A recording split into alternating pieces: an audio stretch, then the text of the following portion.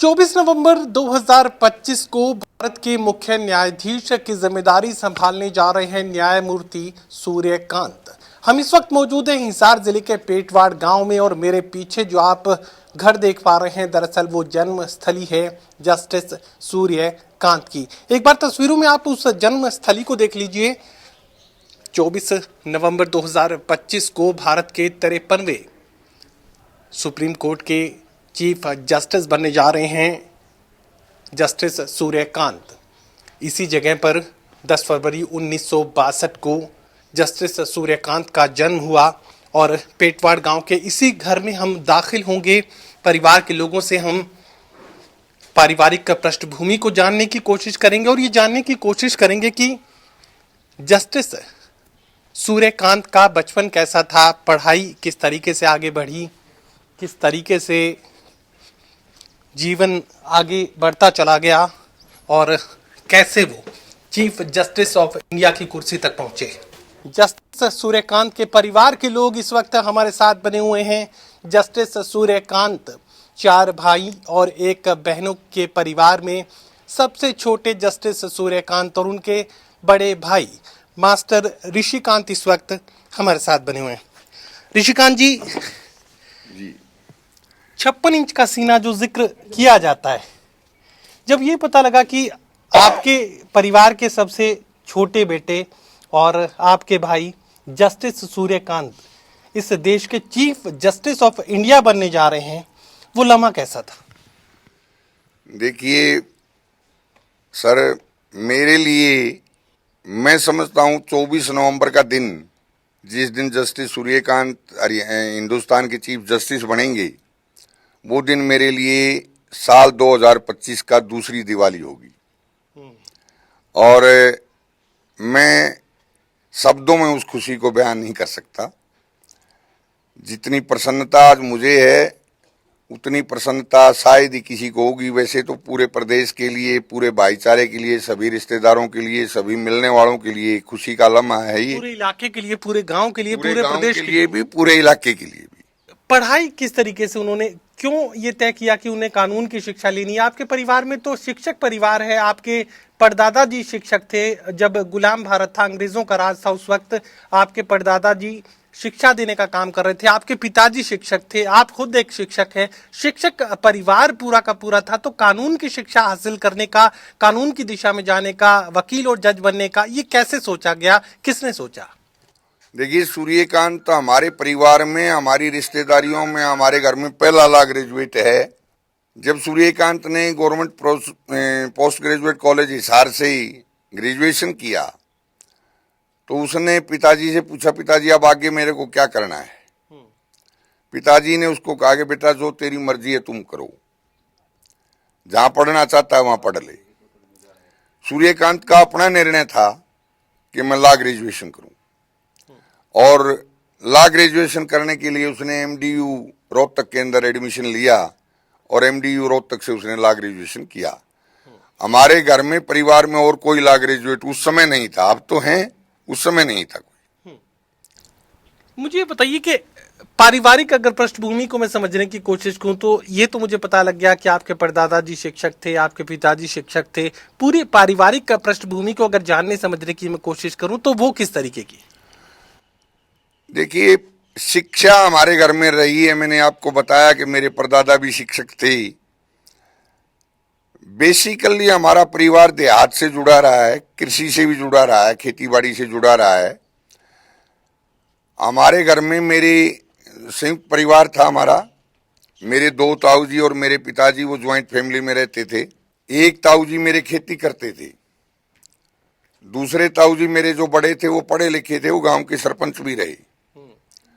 मेरे दादाजी भी पढ़े लिखे थे और वो सनातन धर्म के प्रचारक थे। मेरे दादाजी कवि थे, कविताएं लिखते थे, वो हरियाणवी कविताएं, और उस समय वो सनातन धर्म का प्रचार करते थे। सूर्यकांत और हम सारे भाई जहां हम बैठे हैं, ये हमारा पैतृक मकान है। यहीं हम पैदा हुए, यहीं पले बढ़े हैं और सूर्यकांत की एजुकेशन भी पूरी गांव की है। इसी गांव के सरकारी स्कूल में पढ़ाई जो है शुरुआत की, उसके बाद गवर्नमेंट कॉलेज हिसार में गए, एमडी यूनिवर्सिटी रोहतक से जो है फिर लॉ ग्रेजुएट बने। सूर्यकांत ने अपनी 10वीं तक की जो एजुकेशन है वो गांव के सरकारी स्कूल से ली। इसी गांव के पहले प्राइमरी स्कूल के अंदर, फिर हाई स्कूल के अंदर, हाई स्कूल से यहाँ से 10वीं पास किया। उसके बाद government post graduate college Hisar से ग्रेजुएशन किया और उसके बाद एमडीयू से लॉ ग्रेजुएशन किया पूरी तरह से। बल्कि मैं और मेरे से छोटे भाई जो डॉक्टर हैं भिवानी के अंदर, डॉक्टर शिवकांत, हम दोनों 1968 में पिताजी की ट्रांसफर हो गई थी भिवानी की। उस समय भिवानी और हिसार जिला एक ही होता था। हम माताजी और पिताजी के साथ भिवानी में रहते थे, लेकिन देवकांत और सूर्यकांत दोनों छोटे भाई मेरे ताऊ जी और ताई जी के साथ यहाँ गांव में ही रहे और यहीं गांव में ही पढ़े वो। मुझे बताइए कि किसी की भी जिंदगी में अच्छा वक्त भी आता है, बुरा वक्त भी आता है, तो परिवार को कभी चुनौतियों का सामना करना पड़ा हो, ऐसा कभी किसी परिस्थिति में हुआ क्या? और जस्टिस सूर्यकांत को कभी मुश्किल वक्त का सामना करना पड़ा हो अपनी जिंदगी में, ऐसा भी कोई वक्त आया क्या? ऐसी कोई बात मेरे नॉलेज में नहीं है कि किसी बहुत बड़ी चुनौती का सामना करना पड़ा हो परिवार को, क्योंकि हमारा परिवार संयुक्त परिवार था और आपस में औरतों में भी, मेरी ताई मेरी माताजी के बीच में भी, मेरे ताऊ और मेरे पिताजी के बीच में भी बड़ा स्नेह का वातावरण था। इसलिए किसी किस्म का भी कोई विवाद होने की संभावना नहीं थी और ना ही ऐसी कोई चुनौती सामने आई। हाँ, एक बात हुई है, वो ये थी कि जब हम सारे भाई पढ़ने लग गए, कोई ट्रेनिंग कर रहा था, कोई पढ़ रहा था, कोई कुछ कर रहा था, उस समय थोड़ी मोटी आर्थिक कठिनाई पिताजी को फेस आई थी, लेकिन उसको भी पिताजी ने सहजता से लिया और उस आर्थिक कठिनाई का सामना करते हुए हम सभी को आगे बढ़ाने का काम उन्होंने किया। समय की कमी जाहिर तौर पर चीफ जस्टिस रहे, हिमाचल प्रदेश के अंदर भी जो है महत्वपूर्ण जिम्मेदारी उनकी तरफ से निभाई गई, और उसके बाद समय की कमी मुझे लगता है कि जस्टिस सूर्यकांत को हमेशा से रही होगी, तो परिवार को कितना वक्त वो दे पाते? हाँ, ये बात आपकी सच्चाई है कि सूर्यकांत आम कर्मचारी की तरह से, आम अधिकारी की तरह से गांव में नहीं आ पाते। हमारे यहाँ हम एक हमारा एनजीओ चलाते हैं, पंडित राम प्रसाद आत्माराम धर्मार्थ न्यास के नाम से, और उस न्यास के माध्यम से हम स्कूली बच्चों को प्रोत्साहित करते हैं कैश प्राइज दे करके। हमारे जो दोनों स्कूल हैं, कन्या सीनियर सेकेंडरी स्कूल और बॉयज सीनियर सेकेंडरी स्कूल, दोनों स्कूलों में जो बच्चे फर्स्ट, सेकंड और थर्ड पोजीशन हासिल करते हैं 10वीं और 12वीं दोनों क्लासों में, उन बच्चों को हम प्रतिवर्ष सम्मानित करते हैं। उस समय सूर्यकांत की उपस्थिति अवश्य होती है। सूर्यकांत अपने हाथ से बच्चों को पुरस्कार देते हैं, अपने हाथ से बच्चों को सम्मानित करते हैं। और उस समय हम भी, परिवार के लोग भी और गांव के लोग भी, और विशेष करके सम्मानित होने वाले जो विद्यार्थी हैं, उन सब की ये इच्छा होती है कि सूर्यकांत अवश्य आए, और वो उस समय आता भी है। जस्टिस सूर्यकांत चूंकि ऐसी पद पर है, ऐसे सम्मानित पद पर है कि राजनीति से उनका कोई सरोकार नहीं हो सकता, लेकिन पारिवारिक कहीं कोई नजदीकियां राजनीति से कभी रही क्या? देखिए, परिवार हमारा इतनी राजनीति में रहा कि मेरे बड़े ताऊ जी गांव के सरपंच रहे। गांव की राजनीति आप उसको मान सकते हैं, गांव की राजनीति में उन्होंने रोल अदा किया और वो 9 साल तक गांव के सरपंच रहे। उसके बाद मेरे पिताजी पंजाब, संयुक्त पंजाब में टीचर यूनियन के नेता रहे, और मैं भी हरियाणा प्रदेश बनने के बाद हरियाणा प्रदेश के शिक्षक संगठन का जनरल सेक्रेटरी भी रहा और प्रेसिडेंट भी रहा। कुछ रिटायरमेंट के बाद मेरी इच्छा अवश्य थी राजनीति में सक्रिय होने की, और वो अब समय के साथ थोड़ी मोटी कमजोर तो पड़ गई, लेकिन पर इस गांव की पृष्ठभूमि को आपको दिखाने की मैं कोशिश करूंगा कि किस तरीके का पेटवाड़ गांव है। ये 9000 वोटर्स का ये गांव और एक ही पंचायत इस गांव में है। एक बार ग्रामीण माहौल को आप देखने समझने की कोशिश कीजिए, किस तरीके का परिवेश यहाँ पर देखने को मिल रहा है। मुझे बताइए कि गांव वालों से कितना मिलते जुलते हैं जस्टिस सूर्यकांत? गांव वालों को जाहिर है यहाँ आते रहते हैं, तो फिर ग्रामीणों से मुलाकात भी होती होगी, बातचीत भी होती होगी। जब भी सूर्यकांत गांव में आता है तो बहुत सारे लोग गांव के उससे व्यक्तिगत मिलते हैं। खास करके उसके जो आम उम्र साथी हैं, जो बचपन में उसके साथ पढ़े हैं, उनको आज तक भी सभी को by name, by father name जानता है। सभी से कुशल क्षेम पूछता है, अपने बड़ों से भी राजी खुशी के बारे में जानकारी लेता है। स्कूल में बच्चों के साथ भी काफी बतियाता है। जब देश के सामने ये खबर आई कि 53वें चीफ जस्टिस ऑफ इंडिया बनने जा रहे हैं जस्टिस सूर्यकांत, तो जाहिर है फिर परिवार के लोगों को भी लोगों ने जानने समझने की कोशिश की कि कहाँ के रहने वाले हैं, कहाँ पैदा हुए, शिक्षा दीक्षा कहाँ पर हुई। क्या लोगों के नजरिए में कोई बड़ा परिवर्तन आपने उसके बाद देखा? देखिए, गांव के अंदर हमारे मिलने वालों में, हमारी रिश्तेदारी में, प्रदेश में, जिले में, गांव के लोगों में बहुत उत्साह है। बहुत सारे लोगों ने टेलीफोनिक मैसेज से मेरे को बधाई दी हैं। हजारों की संख्या हो सकती है वो। और बहुत से लोगों ने व्हाट्सएप मैसेज किए हैं। कुछ लोगों ने फेसबुक का प्रयोग किया है, फेसबुक पर बधाई संदेश डाले हैं। और ये स्वाभाविक भी है, क्योंकि हरियाणा प्रदेश से चीफ जस्टिस बनने वाले सूर्यकांत पहले व्यक्ति होंगे। इसलिए लोगों में बड़ा उत्साह का वातावरण है। हमारे गांव में विशेष करके गांव के लोग बल्कि मेरे से ये भी पूछते हैं कि भाई, और बड़ा जज बनने के बाद कब आएगा सूर्यकांत? जाहिर सा सवाल है। तो मेरा सीधा सा उत्तर होता है कि अभी मैं नहीं कह सकता, क्योंकि हमारे गांव के देहात के जो लोग हैं वो ये मानते हैं कि भाई रविवार शनिवार को आ जाएगा। लेकिन मैं उनको एक ही उत्तर देता हूं कि भाई ये तो देखो, उनका कोई प्रोग्राम बनेगा तब आप लोगों को बता पाएंगे।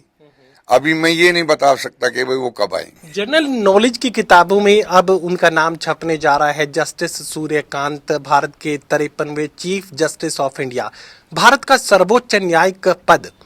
इस पद पर पहुंचने के बाद क्या परिवार के लोग, क्या पेटवाड़ गांव के लोग, प्रदेश के लोग, इलाके के लोग, उनको जानने पहचानने वाले लोग उनसे कोई उम्मीद भी रखते हैं क्या?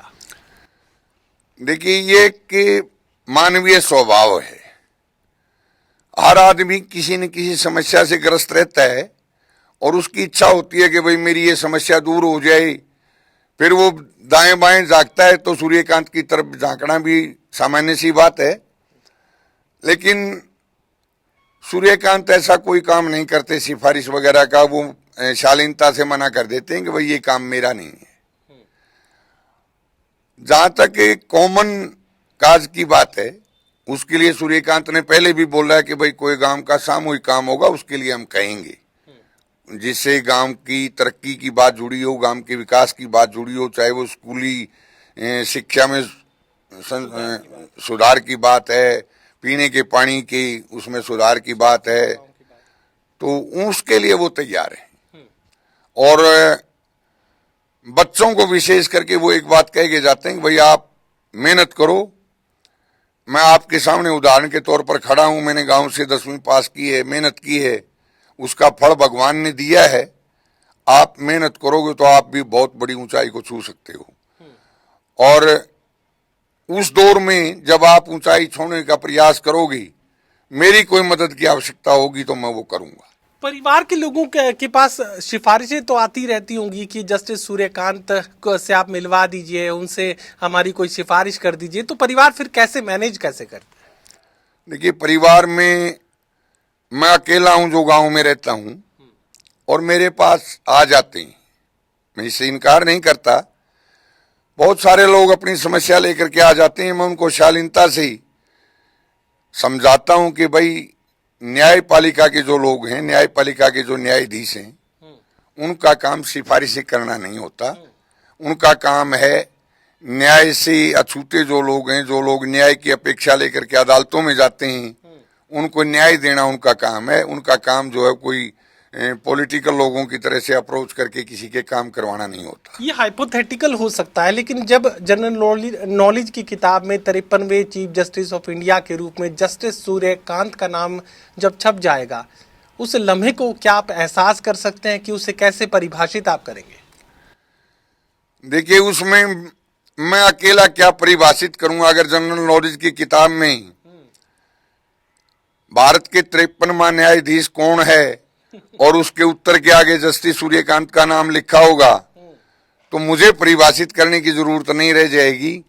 मैं समझता हूं कि वो बच्चे बच्चे की जबान पर होगा। जिस घर में हम इस समय मौजूद हैं उसी घर में रहने वाले कुछ लोग इस वक्त हमारे साथ बने हुए। मुझे बताइए कि जब आपको ये पता लगा कि देश के चीफ जस्टिस ऑफ इंडिया बनने जा रहे हैं जस्टिस सूर्यकांत, और जिस घर में आप रह रहे हैं उसी घर में उनका जन्म हुआ, वो लम्हा, वो एहसास किस तरीके का था? हमारे लिए तो बड़ा गौरव का पल है।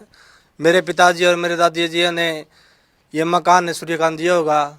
उस जमाने के दौर पे अपने दादाजी बाहर जाना चाहते थे, अपने यह मकान हमको लेना पड़ा। और हमारे लिए तो गौरव का पल है, ये खुशी है हमारे लिए। तो हमारा दादाजी हैं हम, और देश के न्यायपालिका के सर्वोच्च न्यायाधीश होंगे। पेटवाड़ गांव के ग्रामीण भी इस वक्त हमारे साथ बने हैं। मुझे बता दीजिए कि जब चीफ जस्टिस ऑफ इंडिया का नाम खबरों में चला और जस्टिस सूर्यकांत पेटवाड़ गांव से उनका संबंध, वो लम्हा कैसा था? उस समय क्या कुछ आप लोग महसूस कर रहे हैं? सारा गांव को बहुत बढ़िया खुशी हुई। इनके सारा गांव के मास्टर जी भी सबके मिलातू आदमी हैं। मास्टर जी ने खेती भी करी है, भैंस भी रखते थे और खुद ट्रैक्टर चलाया मास्टर जी ने भी। हमारे खेत के ही पड़ोसी हैं, सारा गांव मिलनसार है, सारे भाई। जब सूर्यकांत जी आते हैं, जब सारा गांव इकट्ठा हो जाता है, स्कूल में इंतजार करते हैं। खेत में जोड़ है, एक बहुत ही वहाँ घूमने की जगह बनाई है मास्टर जी ने, सूर्यकांत जी ने, भाई जी ने। वहाँ पे नहरे नहरे पौधे लगा रखे हैं, वृक्ष लगा रखे हैं, 1 किला में जोड़ बना दिया पक्का। हाँ, वहाँ भी बहुत अच्छा। गांव में कोई चीज का काम हो उसके लिए आगे हैं। जस्टिस सूर्यकांत आपके परिवार के सदस्य हैं, आप उनके परिवार से संबंध रखते हैं।